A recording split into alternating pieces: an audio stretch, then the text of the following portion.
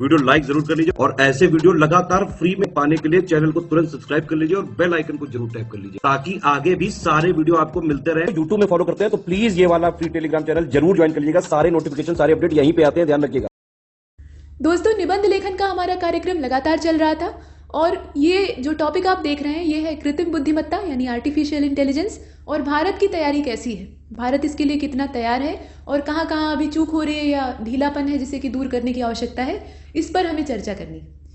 तो कोई भी निबंध हो, निबंध लेखन का ये जो पूरा क्रम हमारा लगातार चल रहा है इसमें हम सिर्फ टॉपिक पर डिस्कशन नहीं करते हैं, उसके साथ ये भी देखते हैं कि उस निबंध को या किसी भी निबंध को, कोई भी टॉपिक आपको दे दिया जाए उस पर लिखने का अप्रोच क्या होना चाहिए, आपका तरीका, नज़रिया कैसा होना चाहिए ताकि आप एक बेहतर निबंध को आकार दे सकें। जानकारी सबके पास होती है। अभी आप जिस तरह के अभ्यर्थी हैं, मतलब मुख्य परीक्षा को देने जा रहे हैं, तो निसंदेह आपके अंदर योग्यता है, इसमें कोई दो राय नहीं। लेकिन लिखने का जो तरीका है वो सही दिशा में होना चाहिए, नहीं तो आप मेहनत भी करेंगे और नंबर भी नहीं मिलेगा। अभी पिछले किसी निबंध के वीडियो में एक अभ्यर्थी ने कमेंट किया था कि आपने कोरोना महामारी और नैतिक मूल्य, ये शीर्षक था, ठीक है, नैतिक मूल्य या महामारी के दौर में नैतिक मूल्य, इस प्रकार से शीर्षक था। तो आपने तो सिर्फ यहाँ पर ये दिखाया कि नैतिक मूल्य का पतन हो रहा है, क्या हो रहा है, कैसे हो रहा है, ये बताया ही नहीं, और नैतिक मूल्य क्या होते हैं ये भी बताने की ज़रूरत थी।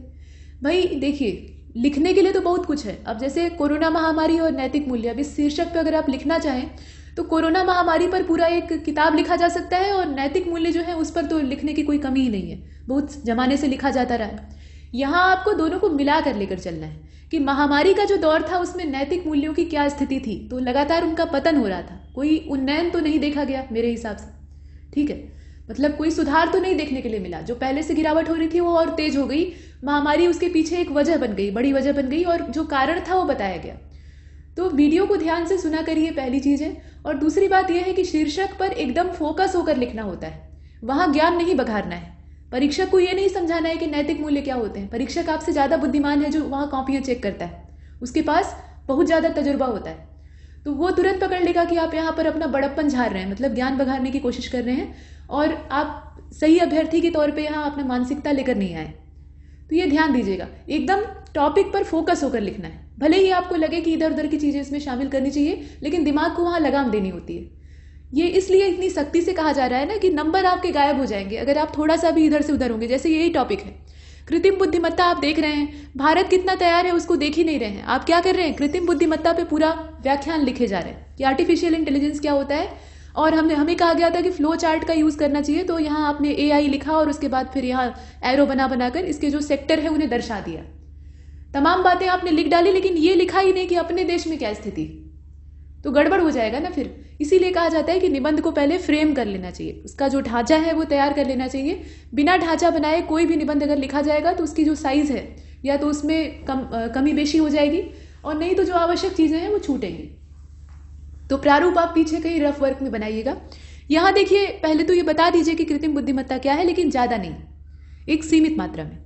और ये भी आवश्यक नहीं, आप सीधा सीधा इस मुद्दे से शुरू कर सकते हैं कि भारत में कोई नई टेक्नोलॉजी जो कि आर्टिफिशियल इंटेलिजेंस से रिलेटेड हो, जुड़ी हुई हो, उसी से आप स्टार्ट कर सकते हैं। कोई नई टेक्नोलॉजी आई हो, कोई रोबोट बना हो, या रोबोट का भी जिक्र किया गया तो इसमें भी आपको यहाँ संदर्भ मिल सकता है।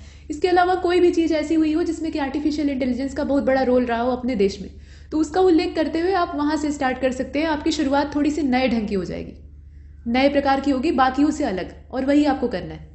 तो यहाँ आप कृत्रिम बुद्धिमत्ता क्या है ये समझा दीजिए अगर आप एक पारंपरिक तरीके से लिखना चाहते हैं। और भारत और कृत्रिम बुद्धिमत्ता, भारत को तुरंत जोड़ दीजिए यहाँ पर, थोड़ा इसमें विलंब नहीं करना चाहिए।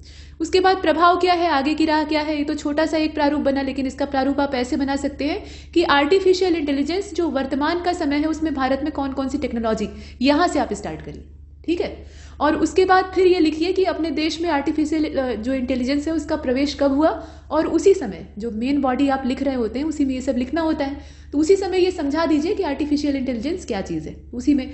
और उसको भी लिखने की आवश्यकता नहीं है, आप एक फ्लो चार्ट छोटा सा बना दीजिए, आर्टिफिशियल इंटेलिजेंस लिखा, एरो से डिनोट कर दिया कि इसमें कौन कौन सी चीज़ें होती हैं, मतलब इसके कौन कौन से गुण होते हैं, ठीक है। लिखने की भी ज़रूरत नहीं, उतने में आपका काम हो गया, वो दिखाई देगा। और बाकी बातें जो है उसको थ्योरेटिकल यानी लिखित रूप में लिख दीजिए, गद्य के रूप में, ऐसे किया जा सकता है। और उसके बाद जो मुख्य निबंध का भाग होता है, जिसे कि आप मेन बॉडी कहते हैं, उसी का जो अंतिम हिस्सा है वहाँ पर ये लिखिए कि आर्टिफिशियल इंटेलिजेंस भारत में बहुत तेज़ी से फैल रहा है, इसका उपयोग बढ़ता जा रहा है और आगे जो भविष्य है उसमें और बढ़ेगा, इसमें कोई संदेह ही नहीं है। तो ऐसी स्थिति में भारत इसको झेलने के लिए या भारत इसको स्वीकार करने के लिए कितना तैयार है और कहाँ पर कमी है, और अंत में जो समाधान या कंक्लूजन आप देते हैं वहाँ ये दिखाइए कि साइबर क्राइम अपने देश में पहले ही बहुत बढ़ चुका है। तो ऐसी स्थिति में आर्टिफिशियल इंटेलिजेंस अगर अपने देश में सहज और सुलभ हो जाएगा, सबकी पहुंच तक हो जाएगा, तो इसके दुरुपयोग की संभावनाएं बहुत ज़्यादा है, सदुपयोग से ज़्यादा दुरुपयोग होने की संभावना है। तो इसको रोकने के लिए भारत सरकार को क्या करना चाहिए, ऐसे आपको लिखना है। ये निबंध का ढांचा होगा, न कि आर्टिफिशियल इंटेलिजेंस पे कोई लेक्चर देना है। तो चलिए स्टार्ट करते हैं। यहाँ पर थोड़ा सा देख लीजिए, पिछले कुछ वर्षों में विभिन्न कारणों और मुद्दों को लेकर कृत्रिम बुद्धिमत्ता बराबर चर्चा का विषय बनी है। कृत्रिम बुद्धिमत्ता कंप्यूटर विज्ञान की एक ऐसी शाखा है जिसका काम बुद्धिमान मशीन बनाना है। सरल शब्दों में कहें तो आर्टिफिशियल इंटेलिजेंस का अर्थ है एक मशीन जिसके अंदर खुद का दिमाग हो, निर्णय लेने की क्षमता हो। ठीक, आर्टिफिशियल इंटेलिजेंस को कंप्यूटर साइंस का सबसे एडवांस रूप माना जाता है, उन्नत रूप। हालांकि सबसे उन्नत रूप कहना ये सही नहीं है, उन्नत रूप माना जाता है अभी तक का। भविष्य में इससे भी अच्छी अच्छी टेक्नोलॉजी इंसान अगर जिंदा रहा तो खोजेगा। जिंदा रहा इसलिए क्योंकि जिस तरह का प्रदूषण इंसान ने फैला रखा है, तो उसके बाद फिर जिंदा रहना बहुत समय तक मुश्किल है। ठीक, मतलब मानव जाति बहुत समय तक टिक कर रह पाएगी पृथ्वी पर, ये नहीं कहा जा सकता, क्योंकि जलवायु परिवर्तन और मौसम में जो बदलाव हो रहे हैं इंसान की ही खराब गतिविधियों की वजह से, तो वो बहुत जल्दी ही मानव जाति को निगल जाएंगे। लेकिन उससे पहले अगर कोई टेक्नोलॉजी विकसित हुई तो निश्चित रूप से वो इससे भी ज़्यादा एडवांस होगी। तो अब इसके बाद आप देखें, ऐसे मशीन पर कार्य किया जाता है जिसमें मनुष्य की भांति सोचने की क्षमता हो। अब यहाँ आप देखें कि कृत्रिम बुद्धिमत्ता जो है, इसकी शुरुआत 1950 के दशक में हो गई थी। अपने देश में तो बाद में आया, लेकिन जो शुरुआती चीज़ है, और इसकी महत्ता जो है वो 1970 के दशक में काफ़ी ज़्यादा पॉपुलर होती है, उसको पहचान मिलती है। कुछ टेक्नोलॉजी ऐसी है ना जो कि पहले से ही थी, लेकिन बाद में वो चर्चित होती हैं, किसी न किसी कारणवश वो चर्चा में आती। आर्टिफिशियल इंटेलिजेंस का प्रयोग कंप्यूटर गेम, प्राकृतिक भाषा संरक्षण और प्रवीण जो प्रणाली है, दृष्टि प्रणाली है, या बुद्धिमान रोबोट, मेडिकल प्रणाली, बहुत तमाम चीज़ें हैं। इसमें आप जितना लिखना चाहें वो सब शामिल हो जाएगा। तो इन सब चीज़ों में हो रहा है। साफ शब्दों में यही है कि रोबोटिक सिस्टम एक ऐसा तैयार किया जाता है जो कि तर्कों के आधार पर चलने का प्रयत्न करता है। तो अब इसका मतलब ये नहीं है कि ये मनुष्य का ब्रेन है जो कि सोचने लगता है अपने हिसाब से, या निर्णय लेने की क्षमता इसके अंदर होती है। जितनी जानकारी इसके अंदर फीड होती है उसी के आधार पे ये अपने दिमाग में, मतलब इसका जो मशीनी ब्रेन है उसके अंदर तर्क करता है और उसके बाद ये निष्कर्ष निकालता है कि हमें क्या करना चाहिए। तो थोड़ा सा उन्नत सोच वाला रोबोट या उन्नत सोच वाली मशीन, इसी को कहा गया है आर्टिफिशियल इंटेलिजेंस।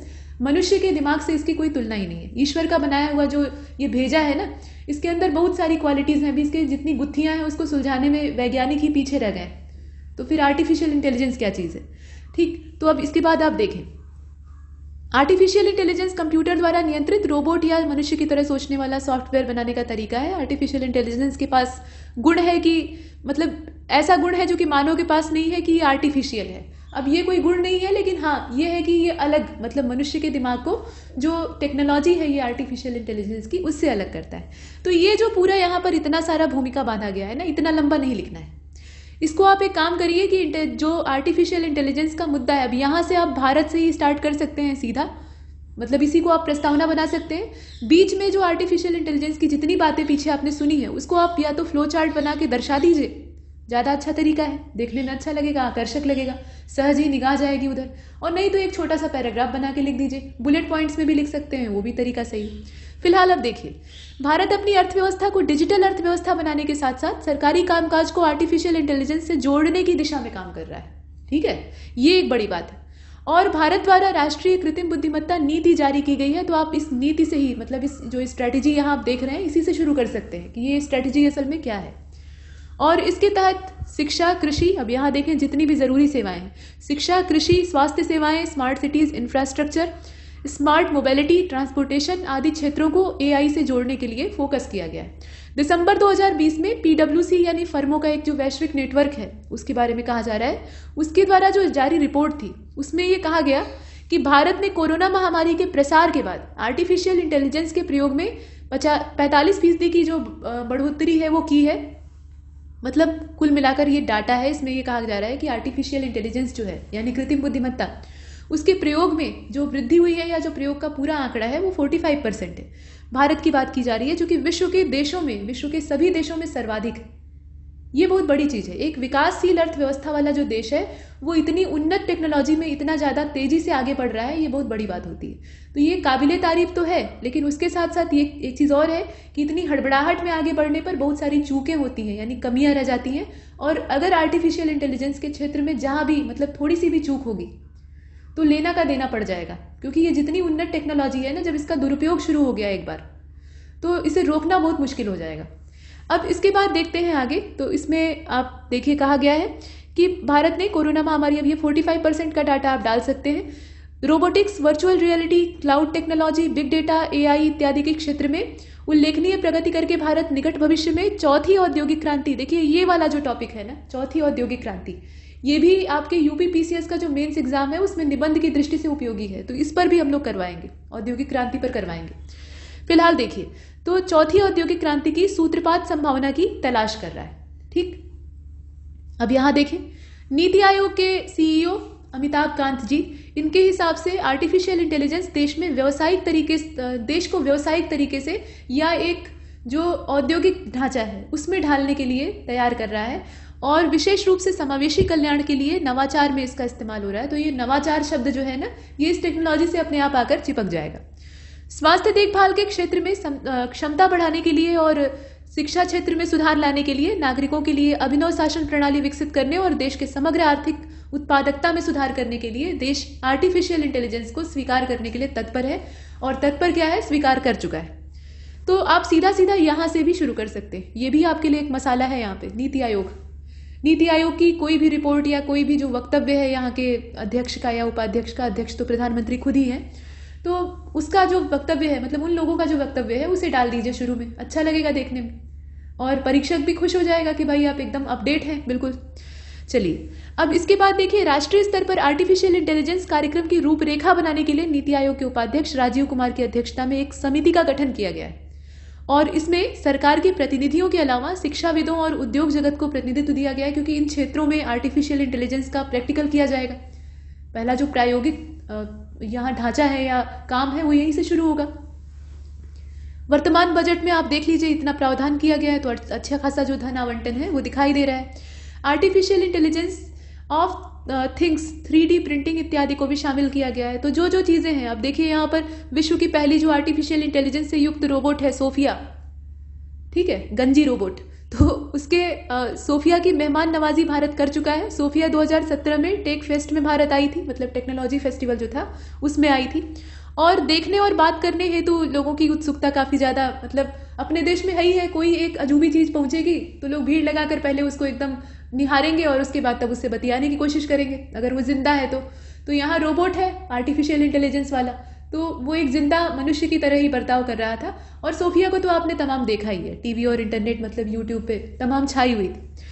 अब इसके बाद देखते हैं आगे। तो यह सर्वविदित है कि कोविड-19 जैसी महामारी के दौर में दुनिया पर अपरिवर्तनीय प्रभाव हुआ है, जिसने कि विश्व के सभी स्वास्थ्य देखभाल प्रदाताओं और सरकारों को एआई उपकरणों के विकास में तेजी और दवाओं के क्षेत्र में इसके उपयोग को बढ़ाने में सहायता की है या मजबूर कर दिया है। असल में दिक्कत ये है ना कि ये कोरोना महामारी वाला जो दौर था, इसमें मेडिकल स्टाफ के ऊपर ही सबसे ज्यादा संकट था। मतलब इन्फेक्शन ये मनुष्य से ही मनुष्य को फैल रहा है, ज्यादातर जानवरों में तो बाद में पहुंचा, अभी हाल फिलहाल में न्यूज आई थी कि जानवरों को भी हो रहा है, लेकिन जो संक्रमण का स्तर था वो मनुष्यों में ही आपस में हो रहा था, भले ही चमगादड़ के सूप से इन्फेक्शन हुआ वो अलग चीज है। तो ऐसी स्थिति में जो मेडिकल स्टाफ रोगियों की सेवा कर रहा था या दवाएं पहुंचाने का काम कर रहा था, उसके भी बीमार होने की संभावना, और बीमार होने की संभावना क्या, बहुत सारे चिकित्सा जो कर्मचारी थे उन्होंने जान गंवाई या बीमार पड़ गए बिल्कुल बुरी तरह से। तो इससे बचने का ये तरीका हो सकता है कि आप रोबोटिक्स जो है, मतलब रोबोट टेक्नोलॉजी है, उसमें आर्टिफिशियल इंटेलिजेंस का इस्तेमाल करिए, मेडिसिन वगैरह पहुंचाने का ये काम करेगा। रोगियों की जो एक सामान्य देखभाल होती, अब इंसान जैसी देखभाल वो नहीं कर सकता है, लेकिन रोगियों की जो सामान्य देखभाल है उसको करेगा, और मशीन को तो कोरोना होगा नहीं। तो ये एक अच्छी चीज है, और इसको जो बड़े बड़े विकसित देश हैं, विकासशील देशों में तो ये टेक्नोलॉजी अभी सिर्फ हवाई किला है, लेकिन जो विकसित देश हैं वहां पे ये किया जा सकता है और करने के लिए वो मजबूर है। ये कुछ बातें हमने देखी, और उसके बाद आगे चलते हैं। अब इसमें और भी चीजें हैं, जैसे इसी प्रकार भारतीय चिकित्सा अनुसंधान संस्थान यानी ICMR जो है उसने कोविड-19 पर देश भर में विभिन्न परीक्षण और नैदानिक सुविधाओं के संदर्भ में पोर्टल पर वॉटसन असिस्टेंट का उपयोग किया है। तो ये आप आर्टिफिशियल इंटेलिजेंस के तौर पे देख रहे हैं। आपको आयरन मैन मूवी याद है? मार्वल सिनेमेटिक यूनिवर्स की मूवी थी आयरन मैन। अब तो आयरन मैन का जो अंत है वो भी हो गया, आपने देखा, मतलब जो एवेंजर्स की सीरीज आ रही थी उसमें समापन हो गया। खैर, तो उसमें आपने देखा होगा कि जार्विस नाम का एक आर्टिफिशियल इंटेलिजेंस वाला सॉफ्टवेयर टोनी स्टार्क के पास रहता है, ठीक है। और जार्विस जो है उसे हर तरह के ढांचे बनाने में या उसका जो सूट है वो बनाने में सहायता करता है। और सिर्फ उतना ही नहीं, हर तरह की वो मदद करता है, मतलब पूरा एक जो फुल असिस्टेंट वाला वर्क होता है वो जार्विस करता है। और ऐसे बहुत सारे असिस्टेंट जो आर्टिफिशियल इंटेलिजेंस से युक्त हैं वो टोनी स्टार्क के पास रहते हैं। तो ये सब कल्पना नहीं है, वो मूवी में कल्पना की गई है भविष्य की, लेकिन ये साकार हो सकती है। मतलब इस तरह के असिस्टेंट जो हैं ये भी आर्टिफिशियल इंटेलिजेंस उपलब्ध करा सकता है और वो कराएगा, ठीक है। अब इसके बाद चलते हैं आगे। तो यहाँ देखिए, आप कहा गया है कि हाल ही में नोबेल पुरस्कार विजेता वैज्ञानिक डेनियल कॉहनमैन का कहना था कि आर्टिफिशियल इंटेलिजेंस मनुष्य को लगभग सभी क्षेत्रों में पीछे छोड़ सकता है। आविष्कार इंसान ही किया है, लेकिन छोड़ देगा ये इंसान को पीछे। ये जो वक्तव्य है ये ऊपर से देखने में भले ही सही लगता हो, लेकिन ये पूरी तरह से सही नहीं है। आर्टिफिशियल इंटेलिजेंस कितना भी आगे चला जाए, लेकिन इंसान जो कि उसे बनाया हुआ है वो चाहे तो 2 मिनट में उसे ध्वस्त कर सकता है। इंसानी दिमाग की कोई मतलब यहाँ जोड़ नहीं है, या उसे कहा जाए कि बेजोड़ है एकदम से। तो ये कहना अतिशयोक्ति है। खैर, आर्टिफिशियल इंटेलिजेंस के खिलाफ मानव टिकने की क्षमता नहीं रखता है, लेकिन मानव अगर सावधानी रखे तो इस पर अंकुश भी लगा सकता है, क्योंकि बहुत बड़े बड़े हिंसक पशुओं को मनुष्य बहुत आदिकाल से कंट्रोल में करता आया है। तो ये जो आर्टिफिशियल इंटेलिजेंस है इसको भी कंट्रोल कर सकता है। इसीलिए कहा जा रहा है कि शुरुआत में ही सावधानी रखनी आवश्यक है। अगर शुरुआत में लापरवाही की गई, जैसे भारत जैसे देश में हम लोग टेक्नोलॉजी अपनाने के लिए तो बड़े तत्पर रहते हैं, नई टेक्नोलॉजी आएगी तुरंत, अपने देश में वैश्वीकरण है ही है, मतलब ग्लोबलाइजेशन का दौर चल रहा है। तो जो टेक्नोलॉजीज़ हैं वो फैलने में देर नहीं लगाती हैं, एक देश से दूसरे देश में पहुंच जाती हैं आराम से। तो हम लोग तुरंत उसको एक्सेप्ट करने के लिए उतावले रहते हैं, लेकिन उसकी जो सुरक्षा व्यवस्था है उसकी ओर ध्यान नहीं देते। सिक्योरिटी भले ना हमें पता हो, लेकिन हम उसको पाने के लिए लालायित रहेंगे। तो ऐसी स्थिति में अगर एक बार आर्टिफिशियल इंटेलिजेंस जने जना के हाथ में पहुंच गया, मतलब सबकी पहुंच में हो गया ये टेक्नोलॉजी वाला जो हिस्सा है, तो इसका जो गलत उपयोग है, मिसयूज है, वो होने की संभावना ज़्यादा है। और जब एक बार शुरू हो जाएगा तो रोका नहीं जा सकता है, तो पहले से ही उपाय करने होंगे। अब इसके बाद आप देखें कि एक सिक्के के 2 पहलू होते हैं, तो सकारात्मक नकारात्मक। अब नकारात्मक वाला अभी बोला जा रहा था तो वो आ गया यहाँ पे। देखिए, मशीनों का प्रयोग जटिल और दुरूह कार्यों को करने हेतु किया जाता है। मशीन का मतलब क्या है? जो ह्यूमन वर्क को आसान बनाए। अब इसके बाद देखिए, यह मनुष्यों के काम को आसान बनाने के लिए सहायता करता है। अब इसमें इसकी सहायता से जटिल कामों को कम समय में पूरा किया जा सकता है। जल्द समय का मतलब क्या है? कम समय में पूरा किया जा सकता है। और इसके इस्तेमाल से संचार, स्वास्थ्य, रक्षा, आपदा, कृषि आदि क्षेत्रों में उचित परिवर्तन लाया जा सकता है। दुष्परिणाम क्या है कि आर्टिफिशियल जो इंटेलिजेंस है उसमें मनुष्यों के स्थान पर मशीनों को काम में लगा दिया जाएगा, तो मनुष्यों के रोजगार पे खतरा मंडराएगा। मशीनें अपना फैसला खुद लेने लगेंगी, तो ये भी संभव है कि वो कुछ षड्यंत्र करें। ऐसी आपने बहुत सारी कहानियां सुनी होंगी कि रोबोट्स जो है वो इंसान के खिलाफ बगावत कर देते हैं, पृथ्वी पर कब्जा करने के लिए उतावले हो जाते हैं। ये सब कहानियां हैं, लेकिन ये भी साकार हो सकती है। ये डरावनी कल्पना है, लेकिन अगर सावधानी इंसान ने नहीं रखी तो ये हो सकता है।